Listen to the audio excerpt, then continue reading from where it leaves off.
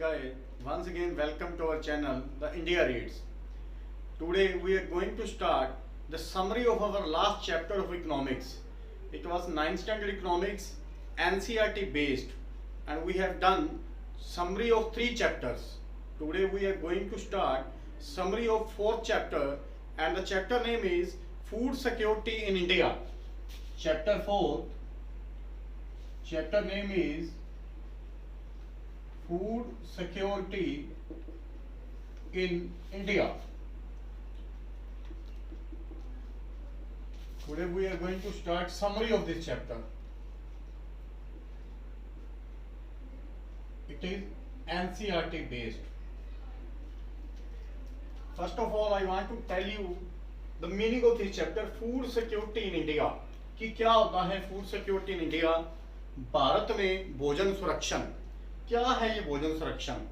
भोजन सुरक्षण का मतलब कि किस तरह से हम भोजन को सुरक्षित करके रख सकते हैं ताकि हर लोगों तक ये भोजन पहुंचाया जा सके, हर लोगों की जरूरत को पूरा किया जा सके. तो ये मेरा चैप्टर जो है, इसमें सबसे पहले मैं आपको बताना चाहता हूं meaning of food security. First of all I want to tell you meaning of food security, कि फूड सिक्योरिटी का मीनिंग क्या होता है. ये फूड सिक्योरिटी होती क्या है? फूड सिक्योरिटी में मैं 3 चीजों को काउंट करना चाहूंगा. First of all availability, second affordability and third is accessibility. इसमें मैं काउंट करना चाहूंगा 3 चीजों को, अवेलेबिलिटी को, सेकंड में काउंट करना चाहूंगा अफोर्डेबिलिटी को, और थर्ड में काउंट करना चाहूंगा accessibility of food to all the people,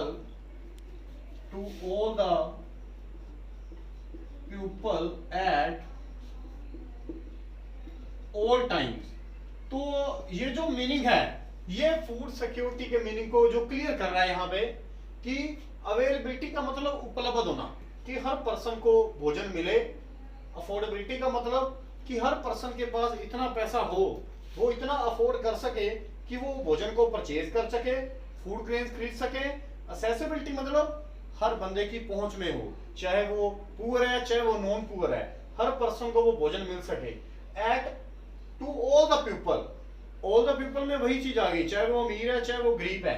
at all times, हर समय भोजन उपलब्ध हो. तो यही मतलब है फूड सिक्योरिटी का, कि हर पर्सन को हर टाइम पे खाना जो है वो मिले, उसके पास इतना पैसा हो कि वो उसको खरीद सके, और हर बंदा, चाहे वो आम है चाहे वो खास है, हर बंदे तक उसकी पहुंच हो.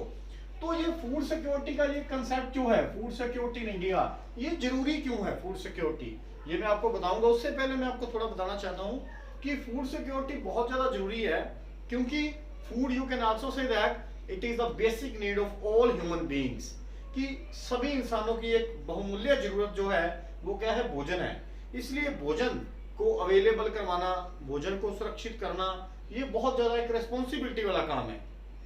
तो अगर अब मैं इन तीनों को एक्सप्लेन करना चाहूं, अवेलेबिलिटी, अफोर्डेबिलिटी, एक्सेसिबिलिटी, ये मैं कह सकता हूं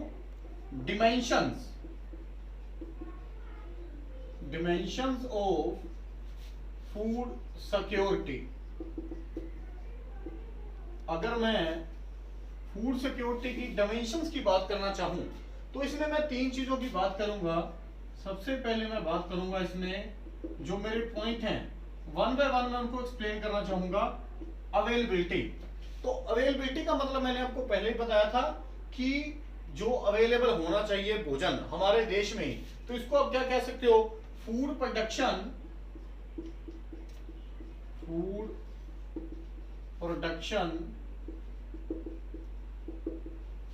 विद इन द कंट्री, कि जो फूड की प्रोडक्शन है वो हमारे ही देश में हो, हमें फॉरेन से वो ना मंगवाना पड़े. अवेलेबिलिटी का मतलब कि वो चीज हमारे ही देश में अवेलेबल हो सके, और सिर्फ भोजन उपलब्ध करवाना ही हमारी जिम्मेदारी नहीं है. प्रीवियस जो स्टॉक्स हैं and previous stock stored by government in ग्रैंडरीज।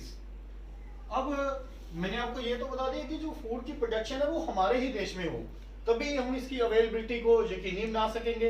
And the previous year stock stored by the government in granaries. ये ग्रैनरीज क्या होती हैं? अनाज भंडार। और जो पिछले साल का स्टॉक जो बच गया है भोजन, उसको क्या किया जाए? स्टोर करके रख दिया जाए फॉर द एडवर्स कंडीशन, कि जो देश के हालात जब खराब हो जाएंगे, विपरीत हालातों में हम क्या कर सकें, वो भोजन आम जनता तक पहुंचा सके। तो अवेलेबिलिटी जो है, आपको पॉइंट पूरा क्लियर हो गया होगा। अब मैं अपने दूसरे पॉइंट पे जाना चाहता हूं, अफोर्डेबिलिटी पे।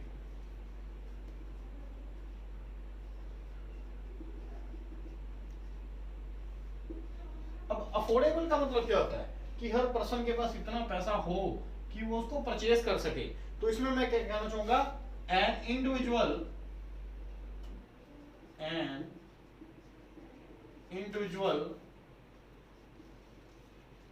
should enough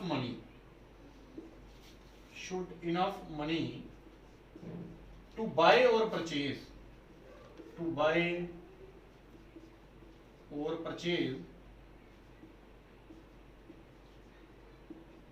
food grains to meet one's needs। अब जो अफोर्डेबिलिटी है, इसमें क्या है कि एक इंडिविजुअल जो बंदा है, हर पर्सन के पास इनफ मनी, कम से कम इतना पैसा जरूर हो कि वो फूड ग्रेन्स को खरीद सके, वो परचेज कर सके। और आपको पता ही है ये क्यों जरूरी है? आदमी की जरूरतों को पूरा करने के लिए, तभी इसको बेसिक नीड माना गया है। तो इसकी डिमेंशन में अफोर्डेबिलिटी भी हो गया, अवेलेबिलिटी भी हो गया। अब मैं बात करना चाहूंगा असेसिबिलिटी के बारे में, कि असेसिबिलिटी जो है उसको मैं एक्सप्लेन करना चाहता हूं कि असेसिबिलिटी का मतलब क्या है। अब मैं एक्सप्लेन करूंगा असेसिबिलिटी को।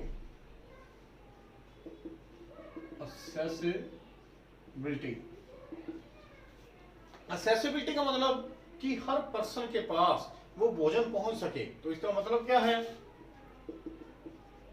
With the reach of all the people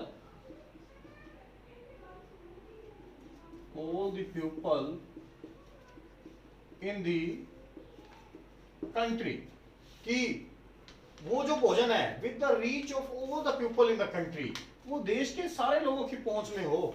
ये नहीं कि जो पर्सन खास है या जो अमीर है सिर्फ उसको ही मिल सके। असेसिबिलिटी मींस कि भोजन जो है वो सबको चाहिए। It is a basic need of all the human beings, so it should be in the reach of all the people in the country, कि सारे लोगों को वो भोजन जो अवेलेबल हो सके।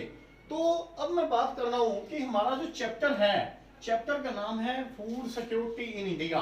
तो मैंने आपको ये चैप्टर जब एक्सप्लेन कर रहा था, मैंने आपको थोड़ा सा बताया था कि फूड सिक्योरिटी जरूरी क्यों है। तो अब इस चैप्टर को नाम दिया गया फूड सिक्योरिटी। तो मैं वही पॉइंट एक्सप्लेन करना चाहूंगा, why food security is needed, कि फूड सिक्योरिटी जरूरी क्यों है। क्यों जरूरी है food security? To ensure food at all the times, to ensure food at all the times.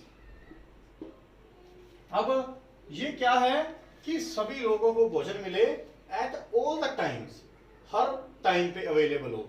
Food security इसीलिए जरूरी है क्योंकि देश के हालात बिगड़ते रहते हैं।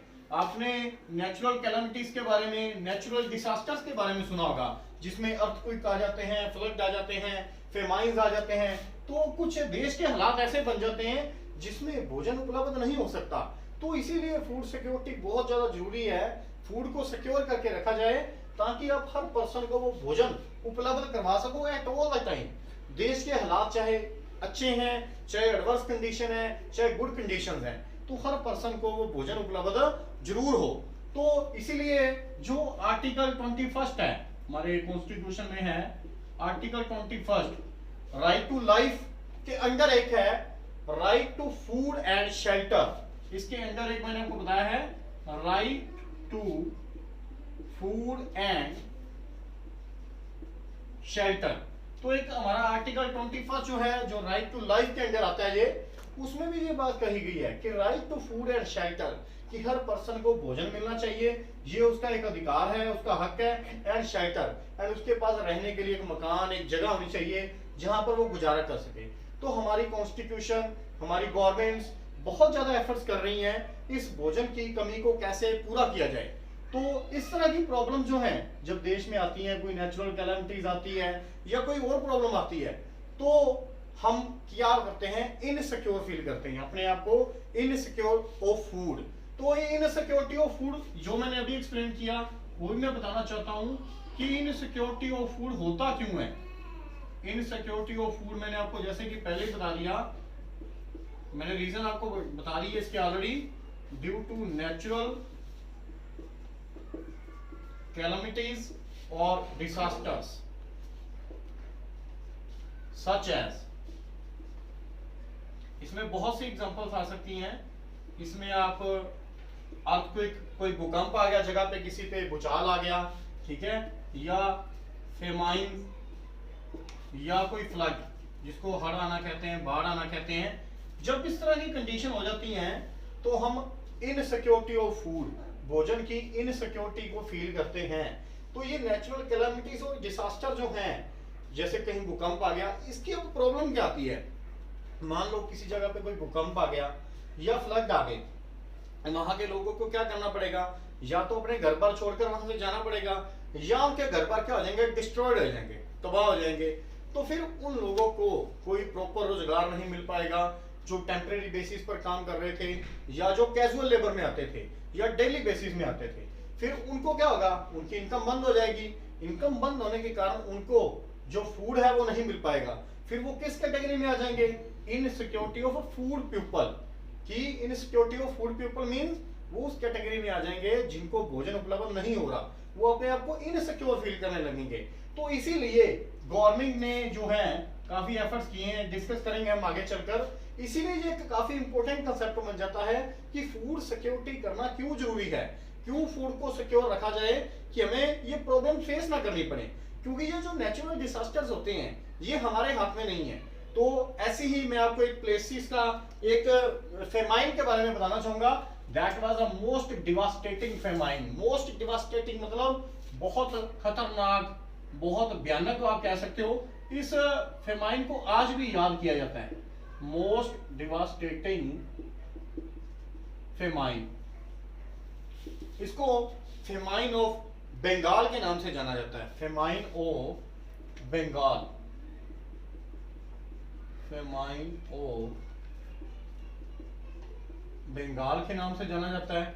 और ये कब आया था, 1943 में।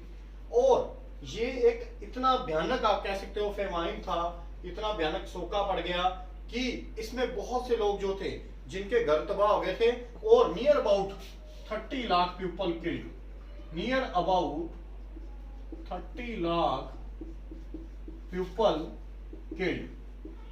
तो सिर्फ इसमें मैं आपको किल्ड लोगों के बारे में बता रहा हूं, 30 लाख पीपल किल्ड। अगर 30 लाख लोग मारे गए तो ऐसे भी लोग होंगे जो बचे होंगे जिनके सिर्फ घर तबाह हो गए, जिनके रोजगार खत्म हो गए। तो रोजगार खत्म होने के बाद उन्होंने कौन सी प्रॉब्लम को फेस किया होगा, उन्होंने इनसिक्योरिटी ऑफ फूड प्रॉब्लम को फेस किया होगा। तो इसीलिए उनको इनसिक्योरिटी से बाहर निकालने के लिए किसको आगे आना पड़ेगा, गवर्नमेंट को एफर्ट्स करने पड़ेंगे, एनजीओ को आगे आना पड़ेगा। तो उसके लिए हमें क्या क्या पॉलिसीज बनानी पड़ेंगी, उन सब के बारे में हम डिस्कस करेंगे। लेकिन अभी मेरा जो पॉइंट चल रहा है वो मैं फेमाइन्स के बारे में बता रहा हूँ कि यहाँ पर फेमाइन आया, फेमाइन ऑफ बंगाल के नाम से इसको जाना जाता है, 1943 में आया। और ये बहुत ज्यादा नुकसान करके गया, लोगों के घर तबाह हो गए, लोग जॉबलेस हो गए।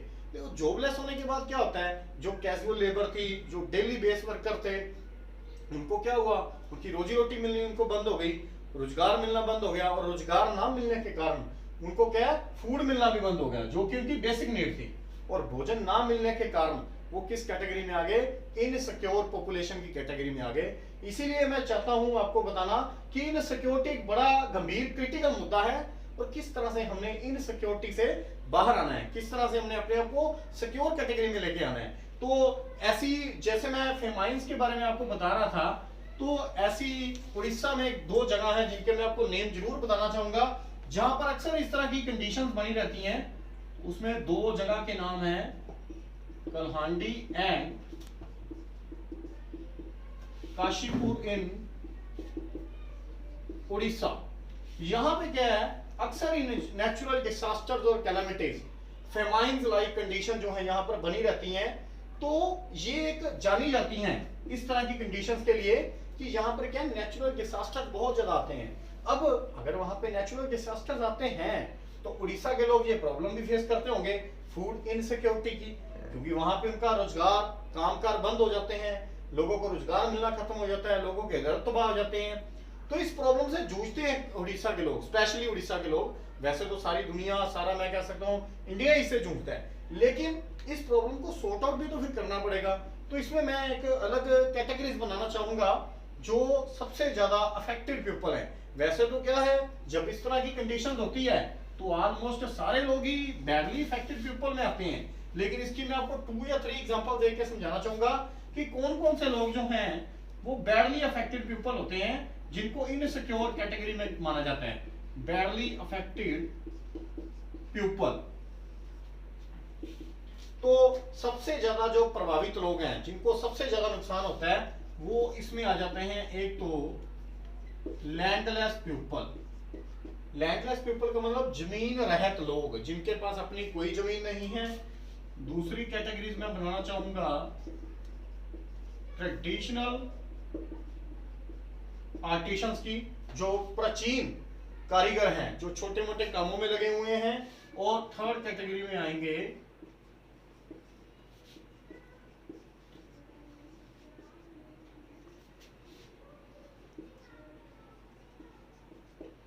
लैंडलेस पीपल, जमीन रहित लोग आ गए।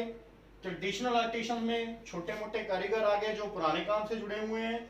और पैटी सेल्फ एम्प्लॉयड वर्कर मतलब जो छोटा मोटा अपना खुद का कोई रोजगार करते हैं। तो बैडली अफेक्टेड पीपल में जैसे मैंने आपको पहले बताया और भी कैटेगरीज आती हैं, लेकिन मैं आपको मेन इसलिए बता रहा हूँ क्योंकि सबसे ज्यादा सफर कौन करते हैं, ये 3 कैटेगरीज के लोग करते हैं। अब मैं इन तीनों को 1 बाय 1 एक्सप्लेन करना चाहता हूँ। तीनों को मैं एक्सप्लेन करना चाहता हूँ, थोड़ा थोड़ा आपको बताना चाहता हूँ इनके बारे में। पहले मैं अगर बात करना चाहूं लैंडलेस पीपल की, पहले मैं बात करना चाहता हूं लैंडलेस पीपल।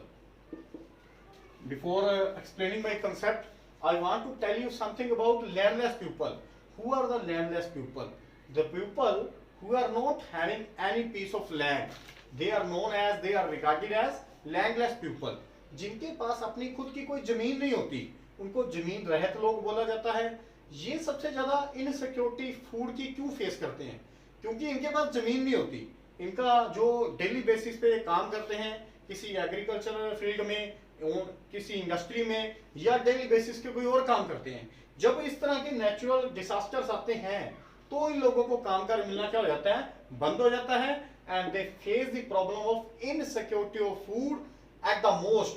सबसे ज्यादा प्रॉब्लम जो फेस करते हैं वो लैंडलेस पीपल करते हैं, क्योंकि इनके पास कोई और ऑक्यूपेशन नहीं है, डेली बेसिस पे इन्होंने काम करना है। जब वहां की पॉपुलेशन, वहां का रोजगार ही बंद हो गया तो ये लोगों को काम नहीं मिल पाएगा। और यही कहीं इनके पास अपना कोई प्लॉट, अपनी कोई जमीन हो तो वहां पे अपना रोजगार जो कर सकते हैं, ताकि ये इनसिक्योर कैटेगरी में ना आए।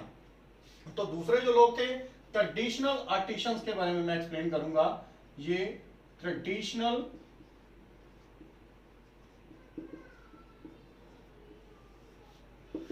the people who are related with the traditional work, they are known as the traditional artisans.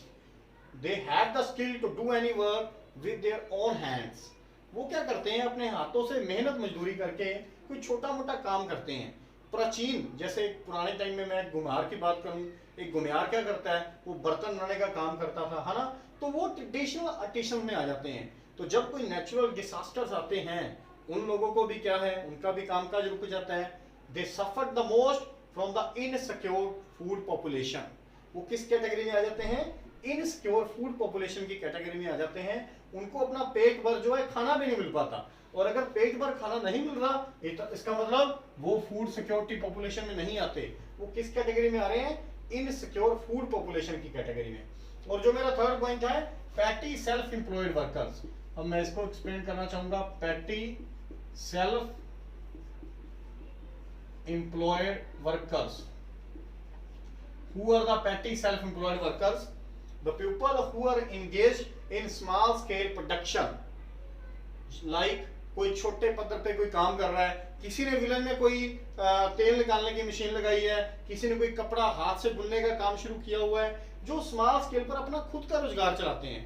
Natural disaster से टाइम ये भी सबसे ज्यादा सफर करते हैं। क्यों सबसे ज्यादा सफर करते हैं? क्योंकि इनके रोजगार भी क्या हो जाते हैं, बंद हो जाते हैं, इनको काम मिलना बंद हो जाता है इनके पास। और वैसे भी अगर मैं आज के मॉडर्न टाइम की बात करूं, अगर मैं ट्रेडिशनल आर्टिसंस की बात करूं और पैटी सेल्फ एम्प्लॉयड वर्कर्स की बात करूं, they are unable to compete with the modern techniques। वो मॉडर्न टेक्निक्स का मुकाबला नहीं कर पाते because they are doing work with their hands, but according to modern time machines are doing work at a very good skill. Machine जो हैं बड़े अच्छे तरीके से काम करती हैं, so we can't compete with the machines। तो इंसान मशीनों के साथ कंपीट नहीं कर पाते, इसके कारण भी ये नुकसान हो रहा है इनको मॉडर्न टेक्निक्स के कारण। और दूसरा, जब नेचुरल डिजास्टर्स आते हैं तो जो थोड़ा बहुत इनको रोजगार मिल रहा होता है उससे भी क्या इनको हाथ धोना पड़ता है, तो ये इनसिक्योर कैटेगरी में आ जाते हैं। और अब मैं डिस्कस करना चाहूंगा एक बड़ा important concept, national health and family survey किया गया, उसके अकॉर्डिंग ये बताया गया कि सबसे ज्यादा ये प्रॉब्लम फेस कौन कर रहा है।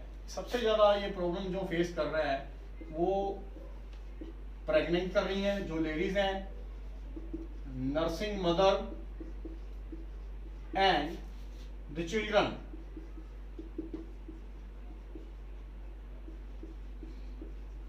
Under the age of 5 year.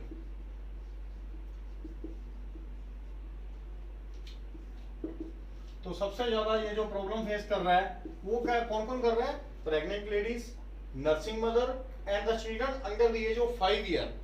They are in the insecure food population category. I will tell you why they are in the insecure food population category. First of all, I will discuss about pregnant ladies or pregnant women. जो pregnant ladies हैं, आपको पता है कि उनका जो eating habits हैं, उनका जो न्यूट्रिएंट्स डाइट्स हैं, वो बाकियों से क्या होनी चाहिए, अलग होनी चाहिए। उनका एक क्या है, एक हेल्दी डाइट्स चार्ट बना होता है कि first month of pregnancy they should take these thing, in the second month they should take these things. लेकिन वो प्रेग्नेंट लेडीज जो हैं, हमारे दो रीजन मैं इसको बताऊंगा, due to the illiteracy and due to the low income. Illiteracy मतलब अज्ञानता, अनपढ़ता के कारण, और एक लोगों की इनकम कम होने के कारण उन प्रेग्नेंट लेडीज को वो फूड, वो डाइट नहीं मिल पाती जो उनको मिलनी चाहिए। और वो डाइट ना मिलने के कारण, क्योंकि उनकी डाइट्स बाकियों से अलग होती हैं, उन्होंने अपने साथ जो डाइट लेनी है वो उनके क्या है, बेबी को भी मिलनी है, तो उनको वो डाइट ना मिलने के कारण वो किस में आ जाती हैं, इनसिक्योर फूड पॉपुलेशन की कैटेगरी में आ जाती हैं। और वो किस चीज के कारण आती है, मैंने आपको बताया, due to the lack of knowledge, due to the lack of knowledge या ड्यू टू द इलिटरेसी। और दूसरा पॉइंट मैंने आपको बताया, due to the low income, कम इनकम के कारण हम उनको वो डाइट्स नहीं दे पाते जो उनको मिलनी चाहिए, और वो किस कैटेगरी में आ जाती हैं, इनसिक्योर फूड पॉपुलेशन की कैटेगरी में आ जाती हैं। सेकंड पॉइंट मैं डिस्कस करना चाहूंगा नर्सिंग मदर के बारे में।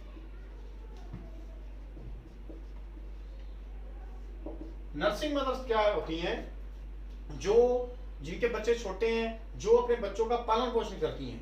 दे have to look after their child along with them, along with her. उनको अपने साथ साथ अपने बच्चों का भी ध्यान रखना पड़ता है।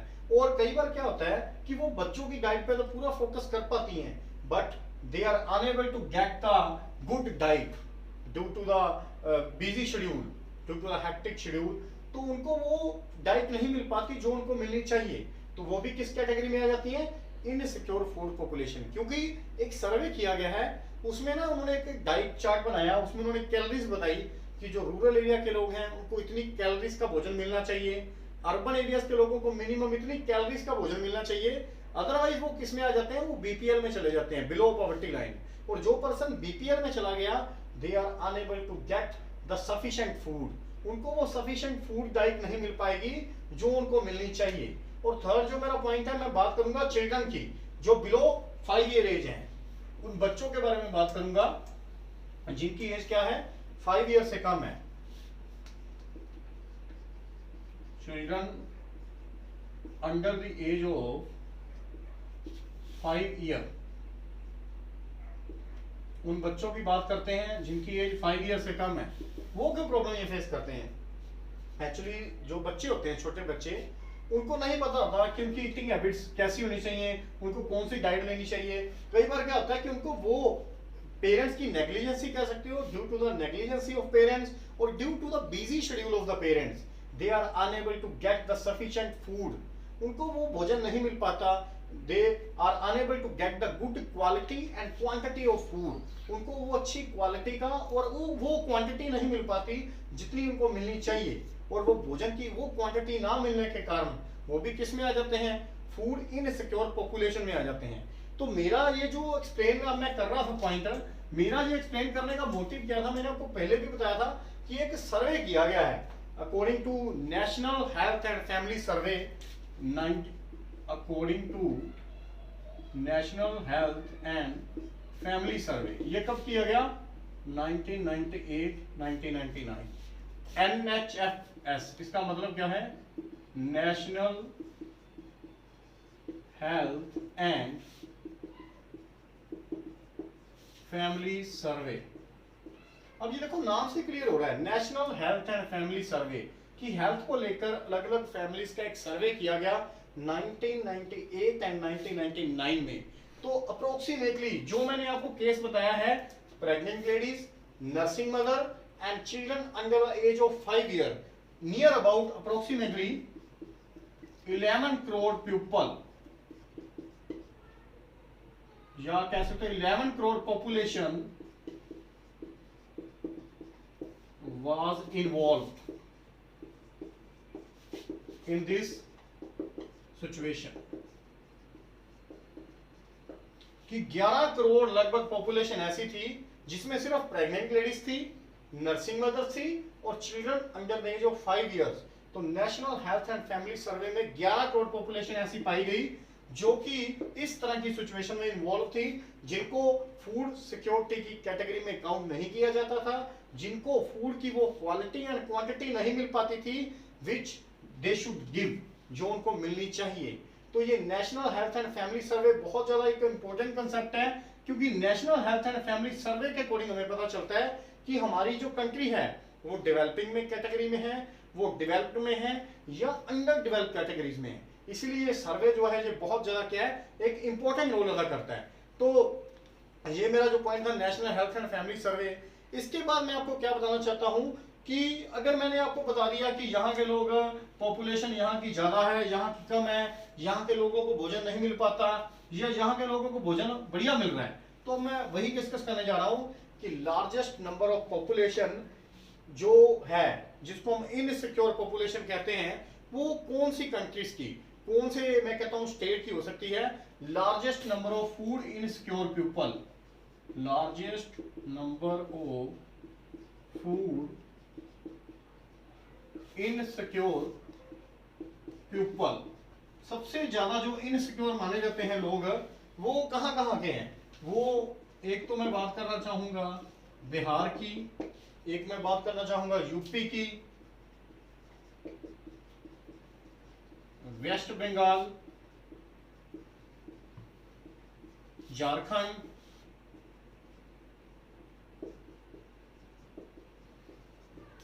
सम parts of MP, Madhya Pradesh. तो ये जो लोग हैं ये सबसे ज्यादा इनसिक्योर पॉपुलेशन में आते हैं। और सबसे ज्यादा अगर मैं बात करूं, वो आप कह सकते हो Bihar and UP. Bihar and UP की एग्जांपल मैं इसलिए दे रहा हूं, you know very well, number of labourers migrate from these states in India, in our country, in our state, in Punjab. बहुत से लोग जो हैं यूपी बिहार से माइग्रेट होकर हमारे यहाँ पे पंजाब में आते हैं कामकाज की तलाश में। कोई इंडस्ट्रीज के काम में लगा हुआ है, कोई फील्ड में एज अ लेबरर काम कर रहा है, कोई डेली बेसिस पे काम करता है। क्यों ये लोग वो अपना स्टेट, अपना देश छोड़कर हमारे पास आ रहे हैं? क्योंकि इनको वो फूड सिक्योर नहीं है, इनको वो फूड वहां पे नहीं मिल रहा जो इनको मिलना चाहिए। इसीलिए ये अपना देश, अपनी स्टेट छोड़कर हमारे यहाँ पर आ रहे हैं। और हमारे यहाँ पर आकर भी ये क्या करते हैं? डेली बेसिस पे काम कर रहे हैं। कोई इनको बहुत ज्यादा इनकम नहीं है, just they are fulfilling their basic needs, और you can say that they are getting their basic meals. उनको वो बस पेट भर खाना ही मिल पाता है जो उनको मिलना चाहिए। कोई वो बहुत ज्यादा इनकम नहीं कर रहे। तो ये उनका जो माइग्रेट होना अपनी स्टेट से हमारे पंजाब में इस चीज को एक्सप्लेन करता है कि they are suffering from the food insecure population, कि वो फूड इनसिक्योर पॉपुलेशन की कैटेगरी में आते हैं। तो ये जो चीजें थी, अब मैंने आपको बता दिया, जैसे मैंने आपको यूपी और बिहार की एग्जांपल दी है कि वो किस चीज से सफर करते हैं, they are suffering from the hunger. तो यही मेरा एक इंपॉर्टेंट कंसेप्ट है जो मैं कहूंगा, another aspect indicating food insecurity, कि कौन सी ऐसी चीज है जिससे हमें पता चलता है कि हम फूड के लिए इनसिक्योर है। वो है सबसे इंपॉर्टेंट जो मेरा पॉइंट था, हंगर। हंगर, भूख, क्योंकि जो पर्सन भूखा है, जो अपनी बेसिक नीड, उसको भोजन भी नहीं मिल रहा, इसका मतलब वो किस कैटेगरी में है, वो फूड इनसिक्योर पॉपुलेशन की कैटेगरी में है, क्योंकि food is the basic need of all human beings. तो भोजन का मिलना बहुत ज्यादा जरूरी है। तो ये जो हंगर है, हंगर की अगर मैं बात करूं कि इसके दो मैं डिमेंशंस या कंसेप्ट बनाना चाहता हूं, dimensions of hunger, dimensions of hunger, इसकी दो डिमेंशन बनेगी, एक बनेगी क्रोनिक और दूसरी बनेगी सीजनल। अब chronic hunger and seasonal hunger ये होती क्या, मैं आपको ये भी बताना चाहता हूं कि क्यों हम ये इनसिक्योर पॉपुलेशन की कैटेगरी में आते हैं। ये क्रोनिक हंगर होता क्या है, क्रोनिक हंगर क्या होता है, the people whose income are very less, they face this type of problem, yeah, you can say that the people face this problem due to very low income, due to very low income, they face this problem due to very low income। अब जिन लोगों की income कम है, जिनकी आमदन कम है, अब जिसकी देखो नेचुरली है, जिसकी आमदन कम होगी वो क्या करेगा, वो क्रोनिक हंगर को फेस करेगा ही करेगा, क्योंकि जिसकी इनकम कम है उसके पास इतना पैसा नहीं होगा कि वो अच्छी क्वालिटी का, अच्छी क्वांटिटी का फूड खरीद पाए। अगर वो फूड खरीदेगा या तो अच्छी क्वालिटी का नहीं होगा या अच्छी क्वांटिटी नहीं मिल पाएगी। अगर उसको क्वांटिटी पूरी मिल रही है तो वो क्वालिटी अच्छी नहीं होगी। Food will be impure. जो भोजन है वो क्या मिलावट वाला होगा, घटिया दर्जे का भोजन वो यूज करेंगे, क्योंकि उनकी इनकम ही कम है। उनको पता है कि हमने, अगर हमारी मंथली इनकम 8,000 है तो हमने 8,000 में गुजारा करना है, चाहे हम जैसे मर्जी गुजारा करें। तो वो पीपल किस में आ जाते हैं, क्रोनिक हंगर में आ जाते हैं। और आगे मैं जो एक्सप्लेन करूंगा सीजनल हंगर, तो सीजनल हंगर को मैं 2 पार्ट्स में डिवाइड करूंगा, rural area and urban area. तो सीजनल हंगर जो है इसको मैं आगे क्या करूंगा, 2 पार्ट्स में डिवाइड करूंगा। पहले मैं डिस्कस करना चाहूंगा in rural area, the people who are engaged in the field of agriculture work, they face this type of problem। कौन से लोग इस प्रॉब्लम को फेस करते हैं, सीजनल हंगर को? कौन से people who are involved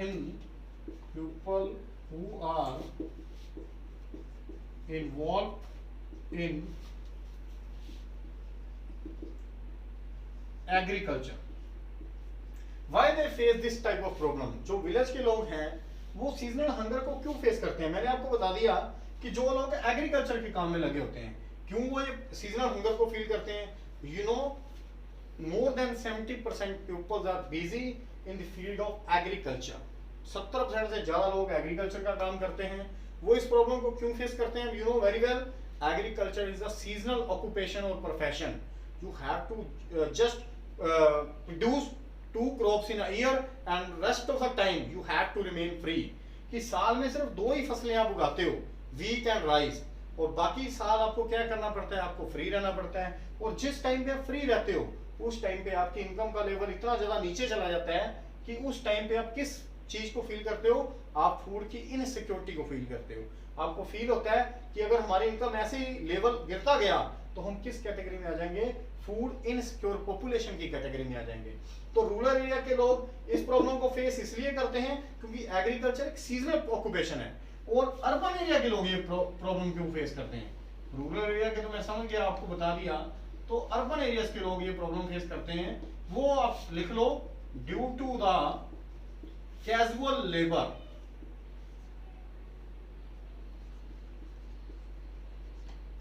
due to the casual labour. What is meant by casual labour? Casual labor, you can also say that temporary labor. The people who are involved in any industry or any occupation which are based on temporary basis. कुछ मजदूर ऐसे होते हैं जिनको हम temporary basis पे रख लेते हैं. टेम्परेरी बेसिस मीन कॉन्ट्रैक्ट पे रख लेते हैं और डेली बेसिस पे रख लेते हैं. तो साल में कुछ टाइम ऐसा होता है कि वो इंडस्ट्रीज हमें क्या है, बंद करनी पड़ती है, वहां पे कोई काम नहीं होता. You can take example of number of industries. I just want to give example of ice industry. जो अब आइस का मैं बात करूं तो समर सीजन में क्या होता है, गर्मियों में क्या होता है, ये प्रोफेशन बहुत जोरों शोरों से होता है, तब उनको ज्यादा से ज्यादा कैजुअल लेबर की जरूरत पड़ती है, तो वो ज्यादा से ज्यादा लोग अपॉइंट करते हैं एज अ लेबर.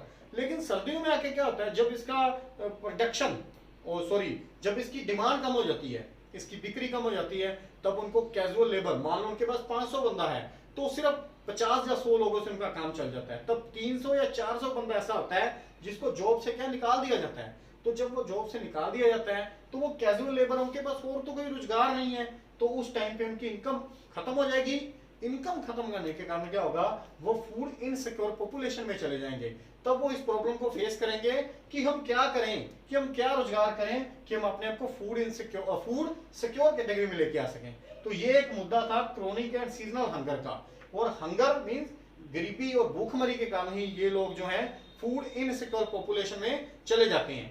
तो अगर मैं बात करूं इंडिया की, भारत में अगर मैं फूड सिक्योरिटी की बात करूं, जो मेरे चैप्टर का नेम ही है कि फूड सिक्योरिटी इन इंडिया, तो मैं आपको बताना चाहूंगा कि India has become self sufficient during the last 30 years in the food production. कि पिछले 30 सालों में भारत क्या है, फूड प्रोडक्शन में सेल्फ सफिशिएंट हो गया है. ये खुद इतनी प्रोडक्शन करने लग गया है कि हमारे देश के लोगों को फूड ग्रेन्स मिल सकें. लेकिन इस पॉलिसी को, इस टारगेट को अचीव करने के लिए क्या क्या किया गया, अवेलेबिलिटी ऑफ फूड ग्रेन्स क्या क्या किया गया, तो इसके लिए क्या है, गवर्नमेंट ने क्या किया, carefully design the food security system by the. अब मैंने आपको बताया कि हमारी गवर्नमेंट जो है, India has become self sufficient in the food production during the last 30 years. पिछले 30 सालों में इसने वो टारगेट अचीव कर लिया है. लेकिन वो टारगेट अचीव कैसे हुआ, इसने क्या किया, एक फूड सिक्योरिटी सिस्टम गवर्नमेंट ने शुरू किया केयरफुली, और बड़े ध्यान से उसने प्रोग्राम को डिजाइन किया. अब इसको अगर मैं बात करूं, इसकी मैं 2 कैटेगरीज बनाना चाहूंगा, या 2 आप क्या तो कंपोनेंट्स बनाना चाहूंगा. इसके लिए गवर्नमेंट ने 2 कंपोनेंट्स बना दिए. ठीक है, 2 कंपोनेंट्स में फर्स्ट में जो है वो आ गया बफर स्टॉक, और जो दूसरा मेरा पॉइंट है, ठीक है, उसमें मैं बात करूंगा पीडीएस की. इसकी फुल फॉर्म है पब्लिक डिस्ट्रीब्यूशन सिस्टम. ये गवर्नमेंट ने एक पॉलिसी बनाई, एक सिस्टम बनाया, इसको फूड सिक्योरिटी सिस्टम का नाम दे दिया गया कि इस तरह से भोजन की जो इनसिक्योरिटी है उसको पूरा किया जा सके. तो बफर स्टॉक और food security PDS, public distribution system, ये वो होता क्या है, मैं आपको पहले बताना चाहूंगा बफर स्टॉक के बारे में. ये बफर स्टॉक क्या चीज है, बफर स्टॉक में क्या होता है, जो हमारी गवर्नमेंट है purchased the surplus production on a pre-announced price from the farmers and store in granaries through FCI, Food Corporation of India. Government क्या करती है, government purchase the surplus production, वो जो सरप्लस प्रोडक्शन है उसको खरीद लेती है at a pre announced price and store these food grains in granaries through FCI, Food Corporation of India. तो बफर स्टॉक का एक बड़ा इंपॉर्टेंट रोल आप कह सकते हो है, अनाज भंडार भी आप इसको कह सकते हो.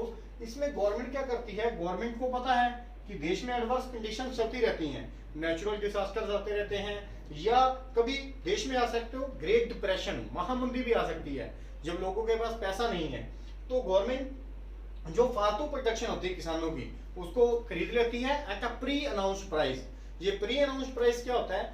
गवर्नमेंट पहले ही फसल का एक अनाउंस प्राइस कर देती है, प्राइस अनाउंस कर देती है कि किसानों को ये प्राइस मिनिमम मिलेगा ही मिलेगा। तो गवर्नमेंट उसको परचेज करके क्या करती है, उसको स्टोर करवाती है फूड ग्रेन्स को ग्रेनरीज में, अनाज भंडार में। किसके जरिए? एफसीआई के जरिए। एफसीआई की full form food corporation of India. देखो एफसीआई फूड कॉर्पोरेशन का एक इंपॉर्टेंट रोल और फंक्शन अगर मैं कहना चाहूँ तो क्या है? To ensure the food all the people at all the times. कि फूड कॉर्पोरेशन ऑफ इंडिया का एक फंक्शन, एक मोटिव क्या है कि सारे लोगों को भोजन अवेलेबल कराना eight all the times, her time पे उनको जो भोजन अवेलेबल कराना इसकी जिम्मेवारी बनती है। तो ये फूड कॉर्पोरेशन ऑफ इंडिया एक बाखूबी रोल अदा कर रहे हैं फूड इनसिक्योरिटी को खत्म करने के लिए। और अगर मैं गवर्नमेंट की दूसरी पॉलिसी की बात करूं, पीडीएस पब्लिक डिस्ट्रीब्यूशन सिस्टम, तो ये भी एक बड़ा अच्छा सिस्टम है पब्लिक डिस्ट्रीब्यूशन सिस्टम। इसमें क्या होता है कि जो एफसीआई है, मैंने आपको एफसीआई के बारे में बताया कि फूड जो है एफसीआई के पास होता है, फूड कॉर्पोरेशन ऑफ इंडिया के पास। ये आगे फूड किसको जो है सप्लाई कर देती है? ये कर देती है regulated government regulated ration shops को, गवर्नमेंट रेगुलेटेड राशन शॉप्स की सरकार से मंजूर शुदा कुछ राशन शॉप्स बनी होती हैं, राशन की दुकानें या राशन के डिपो कह सकते हो आप, उसको एफसीआई भोजन दे देती है। और उनका क्या रोल है? इनको आप गवर्नमेंट रेगुलेटेड राशन शॉप्स को आप फेयर प्राइस शॉप्स भी कह सकते हो, fair price shops. Why these shops are given the name of fair price shops? Because they are providing the food grains to the poor section of the society at a very cheaper rate as compared to the market price। कि जो market price के comparison में ये लोगों को भोजन उपलब्ध करवाते हैं, wheat, rice, oil, cooking oil, number of things, they are providing at a very cheap rate. Market के रेट के कंपैरिजन में बड़े ही कम रेट पर वो उनको क्या है प्रोवाइड करवा रहे हैं। कि अगर मैं बात करूं near about fair price shop और जो राशन शॉप्स हैं, इनकी गिनती जो थी नियर अबाउट 4.6 लाख, 4.5 लाख के करीब ये फेयर प्राइस शॉप थी। और इनका मेन मकसद क्या था? To provide the food to the poor sections of the society at a very cheap rate because they are unable to purchase the food grain at a very high rate or at a market price। क्योंकि उनके पास इतना पैसा नहीं है कि वो high rate पे वो फूड परचेज कर सकें, इसीलिए क्या है वो फेयर प्राइस शॉप उनको प्रोवाइड कराती हैं at a very cheap rate. तो गवर्नमेंट ने ये एजेंडा बनाया पीटीएस का, बफर स्टॉक का, काफी सक्सेसफुल हुआ। तो इसमें फूड इनसिक्योरिटी को भी काफी कम किया गया। लेकिन बाद में गवर्नमेंट ने सोचा कि इसमें क्यों ना कुछ बदलाव किए जाएं, कुछ रिफॉर्म्स किए जाएं। तो पीडीएस को उन्होंने एक नया नेम दिया इन 1992। इन 1992 उसको नाम उन्होंने दे दिया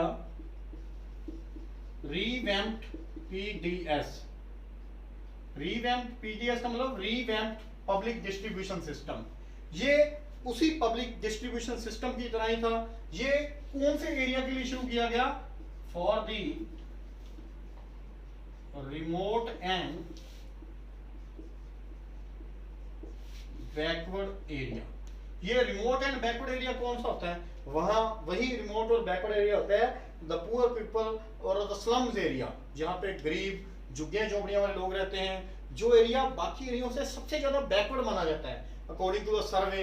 तो रिवैम्प्ड पब्लिक डिस्ट्रीब्यूशन सिस्टम उन्होंने शुरू किया ताकि वो हर उस बैकवर्ड एरिया तक अपना फूड ग्रेन्स पहुंचा सकें जिन लोगों को सबसे ज्यादा इसकी जरूरत है। तो गवर्नमेंट ने टाइम टू टाइम, जैसे मैंने आपको बताया, पॉलिसीज बनाई, गवर्नमेंट ने एजेंडास बनाए। 1992 में उन्होंने रिवैम्प्ड पीडीएस शुरू किया और वहीं 1997 में उन्होंने एक शुरू किया जो उनका एजेंडा था टारगेटेड पीडीएस। ये भी सेम ऐसे ही फॉर दी वीकर और poor section of the society, कि जो देश के सबसे कमजोर वर्ग के लोग थे या गरीब लोग थे, उनको क्या था टारगेट बना लिया गया कि उन लोगों को हमने पब्लिक डिस्ट्रीब्यूशन सिस्टम कि उन तक भोजन उपलब्ध करवाना ही करवाना है। उनको वो भोजन उपलब्ध करवाना किसकी जिम्मेवारी थी? वो गवर्नमेंट की जिम्मेवारी थी। और इन in 2000 two special schemes were launched by the government. Two special schemes were launched. 2000 में सरकार ने दो नई पॉलिसी से स्टार्ट की, ठीक है, जिससे भोजन जो था हर आदमी तक पहुंचाया जा सके। ये दो स्कीम जो थी उनके नाम थे AAY। AAY की फुल फॉर्म क्या थी? अंत्योदय अन्न योजना। अंत्योदय अन्न योजना के अंदर क्या था? अंत्योदय अन्न योजना। और सेकंड थी APS और इसका नाम था अन्नपूर्णा स्कीम। अन्नपूर्णा स्कीम ये गवर्नमेंट्स के आप कह सकते हो बड़े अच्छे इनिशिएटिव थे। इनसिक्योरिटी, भोजन की इनसिक्योरिटी को किस तरह से उन्होंने दूर करने का प्लान किया। तो जो मैं पहले डिस्कस करूंगा आपसे AAY के बारे में, अंत्योदय अन्न योजना। अंत्योदय अन्न योजना जो थी ये लॉन्च की गई 25 दिसंबर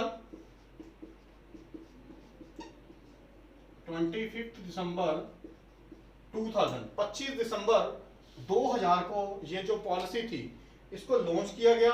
और इसको लॉन्च किसने किया? By union food and civil supply minister. By union food and civil supply minister mister Shanta Kumar. Mister Shanta Kumar. इस पॉलिसी को किसने शुरू किया था? मैंने आपको बताया था by union food and civil supply minister, AAY, Antyodaya Anna Yojana. और इसके अंदर कितनी फैमिलीज को जो भोजन था उपलब्ध करवाया गया? Near about 2 crore families. लगभग 2 करोड़ फैमिलीज, 2 करोड़ परिवार ऐसे थे जिनको भोजन उपलब्ध करवाया गया AAY के अंदर। अंत्योदय अन्न योजना के अंदर उनको भोजन उपलब्ध करवाया गया। और कितने फूड ग्रेन्स उनको प्रोवाइड करवाए जाते थे? 25 kg food grains were provided at a very cheap rate। कम से कम 25 किलोग्राम उनको अनाज उपलब्ध करवाया जाता था, जिसमें वीट, राइस। और अगर मैं बात करूं इसके रेट की, अगर मैं वीट की बात करूं, वीट उनको दी जाती थी 2 रुपीज पर केजी के हिसाब से। और अगर मैं बात करूं राइस की तो ये दी जाती थी 3 रुपीज पर केजी के हिसाब से। तो you can see that this is a very cheaper price as compare to the market price. और बाद में ये 25 केजी जो थी इसको एक्सपेंड कर दिया गया और इसको कितना कर दिया गया? 35 केजी कर दिया गया। इसकी जो क्वांटिटी थी वो कितनी कर दी गई? 25 से 35 किलोग्राम कर दी गई। तो ये थी AAY, अंत्योदय अन्न योजना। तो ये एक बड़ा अच्छा प्लान था, बड़ा अच्छा एक इनिशिएटिव था, इसका बहुत ज्यादा बेनिफिट मिला। तो ये स्टार्ट की गई थी 25 दिसंबर 2000 को। और इसमें जो ये बढ़ाई गई, ये कब क्या आ गया? अप्रैल 2002 में। आफ्टर 2 इयर्स उन्होंने क्या कर दिया? इसको 35 केजी क्वांटिटी कर दी। तो अगर मैं बात करूं AAY की, तो you can see that it is a very good initiative taken by the government. उन्होंने बड़े अच्छे प्लान्स किए उन गरीब लोगों तक भोजन पहुंचाने के जो फील करते थे शॉर्टेज ऑफ फूड।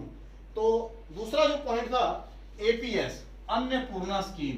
ये भी एक बड़ा अच्छा प्लान था। अन्नपूर्णा स्कीम जो था APS, Annapurna scheme, this initiative was for the senior citizens who were eligible for the pension though they were not recovered under the national old age pension scheme. सरकार ने एक स्कीम चलाई थी, national old age pension scheme. तो कुछ person ऐसे थे वो एलिजिबल थे इस स्कीम में, अन्नपूर्णा स्कीम में, लेकिन दे वर रिमेन अनकवर्ड। मतलब उनको गवर्नमेंट ढूंढ नहीं पाई या गवर्नमेंट उन तक पहुंच नहीं सकी। तो उन लोगों तक भोजन उपलब्ध करवाना ये गवर्नमेंट की जिम्मेवारी थी। इसमें कौन आते हैं? मैंने आपको बताया सीनियर सिटीजन्स। सीनियर सिटीजन मतलब जो बुजुर्ग लोग हैं जिनको भोजन मिलना चाहिए, जो खुद इस काबिल नहीं है कि अपने घर का गुजारा चला सकें, तो उनको किसके अंडर रिकवर किया गया? National old age pension national old age pension scheme, इसके अंडर उनको रिकवर किया गया। और ये कब स्टार्ट करी गई? 1 अप्रैल 2000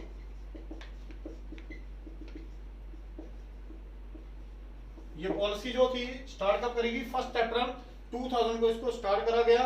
और ये इसमें वो सीनियर सिटीजन उनको रिकवर किया गया जो national old age pension scheme के एलिजिबल थे, तो they were not getting this advantage of this scheme, they were getting the advantage of Annapurna scheme. उनको अन्नपूर्णा स्कीम का बेनिफिट मिल रहा था, जो national old age pension scheme के अंडर रिकवर नहीं हो पाए, जिनको गवर्नमेंट उन तक पहुंच नहीं पाई, तो उसके लिए गवर्नमेंट ने ये सिस्टम शुरू कर दिया।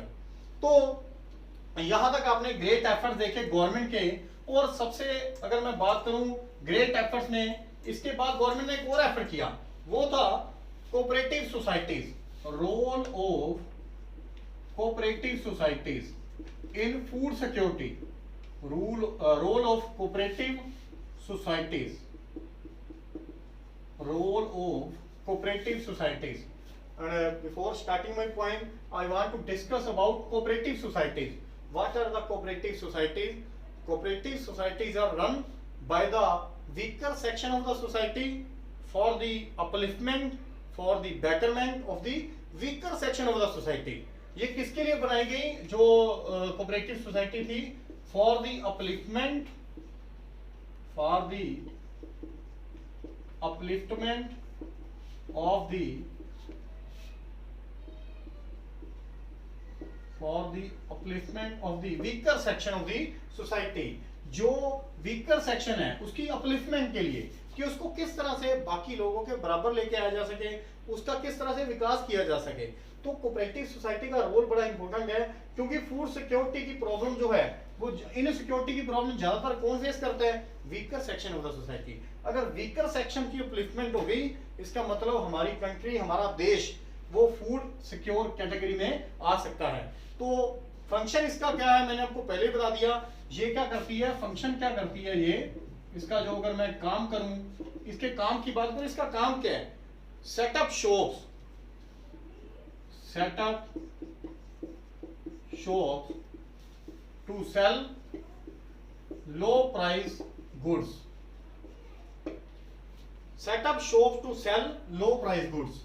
ये एक तरह की दुकानें बना लेती है, जैसे मैंने आपको राशन शॉप्स के बारे में बताया है। These are like ration shops, वो अपनी शॉप्स लगाती हैं और to sell low price goods, ताकि वो कम दाम पे लोगों को भोजन उपलब्ध करा सकें। कौन से लोगों को? To the weaker section, to the poor people. तो ये बाखूबी अपना रोल अदा कर रही हैं। I have number of example of the cooperative societies who are doing their brilliant role for the upliftment of the weaker section. First of all, I want to give you example of fair price shops run by the cooperatives. Fair price shops run by the cooperatives. I want to give you example of in Tamil Nadu. In Tamil Nadu, around 94% shops are run by cooperatives।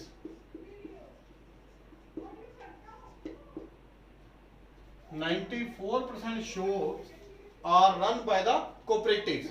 कि 95% जो 94% sorry shop जो हैं वो कौन चला रही है? Cooperative societies ही चला रही हैं। इस तरह की और भी एग्जांपल है। अगर मैं बात करना चाहूं दिल्ली की, अगर मैं दिल्ली की बात करना चाहूं, दिल्ली में क्या है, वो क्या कर रहे हैं? Providing milk and vegetables at a control rate, providing milk and vegetables at controlled rate announced by the government of Delhi। These are also running by the cooperatives। तो दिल्ली में भी क्या है, वो मिल्क और वेजिटेबल्स प्रोवाइड करवाती हैं at a control rate, बड़े ही कम दाम पे। और वो रेट कौन अनाउंस करता है? गवर्नमेंट ऑफ दिल्ली, दिल्ली की गवर्नमेंट। और ये सब किसके फायदे के लिए हैं? For the weaker section of the society, for the poor section of the society. तो ये गवर्नमेंट के ग्रेट एफर्ट्स के, गवर्नमेंट ने काफी ग्रेट एफर्ट्स किए कि फूड इनसिक्योरिटी को खत्म किया जा सके। हालांकि काफी हम सक्सेसफुल हुए हैं, लेकिन पूरी तरह से अब हमें कामयाबी नहीं मिली है। तो अगर मैं इसका आपको देना चाहूं लास्ट पे कंक्लूजन कि क्या वो सक्सेसफुल हो पाए हैं या नहीं, तो due to the great efforts of the government, NGOs, society, social workers, social reformers, we have achieved a lot to reduce the food insecurity. हमने फूड इनसिक्योरिटी को खत्म करने के लिए बहुत कुछ अचीव कर लिया है, and I hope in the coming years we will recover this problem of food security और फूड इनसिक्योरिटी। आने वाले कुछ सालों में हम ये फूड इनसिक्योरिटी की प्रॉब्लम से दूर हो जाएंगे, हम इससे बाहर निकल आएंगे। And if you like my lecture, please subscribe our channel.